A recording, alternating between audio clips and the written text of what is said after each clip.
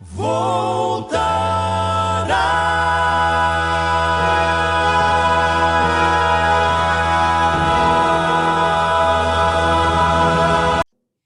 graça e a paz do nosso Senhor Jesus Cristo. Estamos aqui mais uma vez para a nossa aula de escatologia bíblica. Hoje nós vamos continuar falando sobre o tema do anticristo. E nós já estamos na nossa aula 26, é a que nós vamos transcorrer hoje. Então, eu chamo você para nos acompanhar, para estar conosco. Se você ainda não se inscreveu no nosso canal, por favor, se inscreva, fique livre. Nosso canal no YouTube é Paulo Rogério da Cunha. Eu sou o pastor Paulo Rogério e falo direto de Belo Horizonte, Minas Gerais. Vamos à nossa aula de hoje, aula 26. Vou colocar o PowerPoint aqui para nós. Momento. Ok.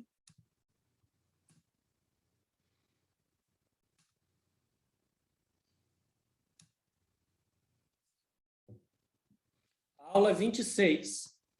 Nós temos que voltar um pouquinho para lembrarmos sobre a questão do anticristo, que é a besta do mar, né? Como está escrito em Apocalipse 13. Nós vemos na visão de Daniel e na visão do apóstolo João um animal, e ele descreve diversas coisas, né? Então, são 10 chifres, no meio desses 10 chifres tem um chifre pequeno, e a partir de agora, nós temos que, para entender o que diz o profeta Daniel e o apóstolo João, nós temos que entrar um pouco na história, né? Porque a história, por si só, ela já explica, né? E deixa sinais evidentes do que foi profetizado pelo profeta Daniel e foi visto pelo apóstolo João. Muitas coisas já se cumpriram dessas duas passagens. Outras irão ainda se cumprir. Então, nós vamos entrar um pouquinho agora na história secular para nós entendermos como que a palavra de Deus ela se cumpre através do tempo. Se Deus falou, vai acontecer. Essa é a nossa certeza. A Bíblia, ela é infalível. Os homens que a escreveram foram inspirados pela terceira pessoa da Trindade, o Deus Espírito Santo. Então, nela não há erro. Está escrito, vai se cumprir. Então, vamos começar a aula de hoje. Olha, nós vamos para Daniel 7:4, porque ele fala sobre um leão. E o que é esse leão que Daniel fala? Daniel, capítulo 7, verso 4. Veja bem, no verso 3, Daniel fala em sua visão que ele viu 4 animais grandes, diferentes uns dos outros, e eles subiam do mar. Verso 4. O primeiro era como um leão e tinha asas de águia.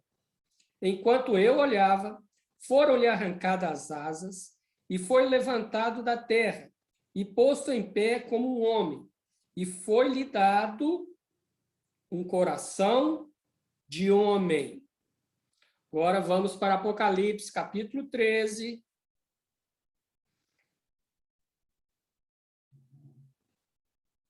E o verso 2, ver o que o apóstolo João diz. 13:2. E a besta que vi era semelhante ao leopardo, e os seus pés como os de urso, e a sua boca como a boca de leão. E o dragão deu-lhe o seu poder e o seu trono, e grande poderio. Então, nós vemos aqui também, na passagem de Apocalipse, primeiro animal, leopardo, o segundo, urso, e o terceiro, o leão. veja que vai faltar o quarto, e depois nós vamos explicar por que falta o quarto. Bem, se nós voltarmos na história, né, e ao tempo de Daniel, nós vamos ver que 2 impérios já tinham passado como dominantes sobre a terra. Nós já tínhamos vivido, não é? Como a Bíblia descreve, o Império Egípcio, não é? E depois nós vivemos o Império Fenício. Esses 2 primeiros impérios já tinham terminado quando o Senhor revelou essa visão a Daniel. E por que eu digo isso? Porque aulas à frente, nós vamos voltar e vamos ver que, em certo momento da cronologia bíblica e escatológica, vai entrar o Império Egípcio e o Império Fenício. Então, já estou adiantando agora, não se esqueça, relembre, porque nós vamos tocar nisso. Bom, e o que significa profeticamente, tá, a questão desse leão com asas? E por que é o Império Babilônico? Só passando para vocês aí, o Império Babilônico, ele dominou a terra, ou o que existia de terra naquela época, o seu domínio, ele foi do ano 605 a.C. até o ano 539 a.C. E a melhor descrição do Império Babilônico está no próprio livro de Daniel. Então, nós vemos que o Império Babilônico, ele dominava a terra, ele era como um leão que chegava e destruía, não é? Ele não deixava nada em pé, onde ele chegava, ele destruía e tomava conta e levava cativo. Então, nós vemos isso bem claro quando começa o livro de Daniel. O rei Jeoaquim foi o último, ele caiu, o Império Babilônico tomou, a cidade de Jerusalém, tomou Israel, destruiu tudo que tinha no templo. É tanto que, depois do Império Babilônico, nós não vemos mais falar sobre a questão da Arca da Aliança, nós não vemos falar sobre o que tinha dentro da Arca de Aliança, que eram os 10 mandamentos, que era a vara de Arão que floresceu. Porque o Império Babilônico ele chegou e destruiu. E o fim do rei Joaquim foi terrível, né? Ele morreu cego, eles furaram os olhos do rei Joaquim. Em Daniel nós vemos o quê? Que o Império Babilônico ele destruía, mas ele tinha a inteligência de preservar os sábios da terra que ele tinha dominado, ou aqueles que tinham um grande futuro, seja administrativo, seja como agricultor, ele tinha como costume preservar essas pessoas. É por isso que, no livro de Daniel, capítulo 1, se inicia justamente a passagem em que nós vemos Daniel e seus amigos, Sadraque, Mesaque e Abidnego, indo cativos para o reino da Babilônia. Então, Daniel 1:1, nós vemos isso. No 3º ano do reinado de Jeoaquim, rei de Judá, veio Nabucodonosor, rei da Babilônia, a Jerusalém e a sitiou.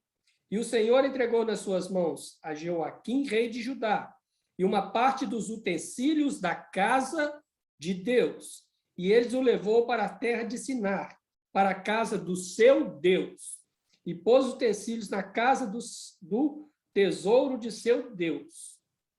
E disse o rei a Aspenaz, que era o chefe dos eunucos: que trouxesse alguns dos filhos de Israel, da linhagem real e dos príncipes, jovens em quem não houvesse defeito algum, de boa aparência, instruídos em toda sabedoria, doutos em ciência, entendidos no conhecimento, que tivessem habilidade para assistirem no palácio do rei, e que lhes ensinasse as letras e a língua dos caldeus. E o rei lhes determinou a porção diária das iguarias do rei e do vinho que ele bebia, e assim fossem mantidos por 3 anos, para que no fim destes pudessem estar diante do rei. E entre eles se achavam os filhos de Judá, Daniel, Ananias, Misael e Azarias. E o chefe dos eunucos lhe colocou nomes, né, da língua caldeia. Ele trocou os nomes. E nós vemos isso aqui, ó. E o chefe dos eunucos lhes pôs outros nomes a saber. A Daniel pôs o de Beltesazar, e a Ananias o de Sadraque, e a Misael o de Mesaque, e a Azarias o de Abednego. Então, nós vemos aqui que o Império Babilônico ele destruía, mas ele preservava os sábios da terra. Por quê? Porque era um império em que ele queria dominar mais e mais terras. Então, esse povo cativo, ele trazia em si a sua cultura. E aprendendo a língua dos caldeus, eles poderiam passar esse ensinamento na língua dos caldeus, para eles utilizarem de uma forma em que eles pudessem tirar lucro. E aí nós vemos toda a questão do livro de Daniel, não é a questão que nós vamos entrar agora, mas nós vemos que houve, né, a desobediência ao rei Nabucodonosor, primeiro dos 3 amigos de Daniel, né, Sadraque, Mesaque e Abednego, aí já na língua caldeia, em que eles foram lançados na fornalha de fogo ardente. E na fornalha de fogo ardente, o Senhor agiu. E o rei olhou e não viu 3, mas viu 4. E mandou, né, imediatamente que os tirassem. E o rei propôs em seu coração, mas não propôs uma coisa sincera, que era que todo o reino adorassem o Deus de Sadraque, de Mesaque e de Abednego. Mas isso não durou muito. Logo na frente, Nabucodonosor esqueceu, né, a sua palavra real e voltou a adorar os seus deuses, a profanar o templo. Nós sabemos que o Império Babilônico foi um dos que mais profanaram a santidade de Deus. Eles tinham muitos deuses, né, e se dedicavam a eles. Né? Muitos dizem que a Babilônia está localizada hoje na região ali entre Iraque, entre Irã, devido aos artefatos, né, que foram achados, as escritas, e era um império poderoso. Mas, porém, no ano, né, de 539, houve a queda desse império. É onde entra o segundo animal. Agora nós vemos a mão do Senhor. Vocês perceberam que quando eu li Daniel, capítulo 1, vocês viram que o Senhor permitiu. O Senhor permitiu. Verso 2. E o Senhor entregou nas suas mãos a Jeoaquim, rei de Judá. Nós vemos que foi permissão do Senhor a queda do reino de Judá devido à sua apostasia. Então, se nós formos resumir bem mesmo, se Israel ele tivesse mantido nos caminhos do Senhor, com certeza, Nabucodonosor, independente do tamanho do seu exército, ele não prevaleceria sobre o reino de Judá, sobre a cidade de Jerusalém. A palavra de Deus é clara. E o Senhor entregou. Foi o Senhor que deixou que por 70 anos, que Jeremias já tinha profetizado, que esse povo de Israel, que esse povo de Judá cairia em cativeiro, no cativeiro babilônico. E agora, depois da profecia de Jeremias, ele se cumpre aqui, no início do capítulo 1 de Daniel, 1 e 2. Olha, o exemplo que eu tiro é o seguinte: o Senhor, ele é soberano. Tu és soberano sobre a terra, sobre os céus, tu és Senhor absoluto. Não é assim que diz a música? Então, ele é. E nós vemos que o Senhor foi com esses 4 jovens. Eles cresceram no Império Babilônico. Nós vemos que no final, já na decadência desse Império Babilônico, desse leão que perdeu as asas, quer dizer, perdeu o poder, Daniel era o terceiro homem na hierarquia do Império Babilônico.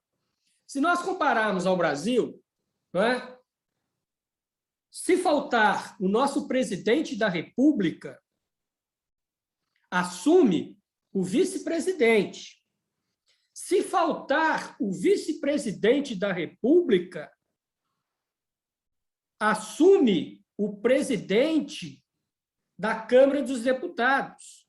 Então, se nós fizermos essa comparação, Daniel seria como, né, comparando com o Brasil, seria como o presidente da Câmara dos Deputados, o terceiro homem na hierarquia do Império Babilônico. Então, aqueles que servem a Deus, independente da situação em que estão, às vezes sob opressão, estão sobre tentação, estão realmente sofrendo tribulações. Se manter fiel ao Senhor, o Senhor honra a sua palavra e dá honra ao seu servo. Então, além disso tudo, nós vemos a mão do Senhor. No início, a mão do Senhor teve que entregar o reino de Judá ao Império Babilônico, devido à sua desobediência, que o profeta Jeremias já tinha dito que 70 anos duraria esse cativeiro. Mas nós terminamos o livro de Daniel vendo que Daniel era um homem de poder dentro do Império Babilônico, sem ser caldeu. Ele não era caldeu, ele era judeu, mas o Senhor honrou a Daniel. E aí depois entra, né, outras questões em que o povo voltou cativo da Babilônia, né, para Israel. E aí nós vamos, na próxima aula, nós vamos ver esse segundo animal e qual império ele pertence. Ok? Então, se você tiver qualquer dúvida, se você quiser um esclarecimento maior, olha, está aí o meu e-mail, não é? Está aí o meu WhatsApp, meu Telegram. Não hesite, pode passar a sua dúvida, pode passar a sua opinião, o que você pensa, mas não tem como nós entrarmos profundamente. Aqui nós estamos só situando a visão de Daniel e situando a visão de João, para nós entendermos essas questões dos 4 animais. Ok? Então, até a próxima aula. Que o Senhor te abençoe e te guarde. Amém? Fique com Deus. Tchau, tchau.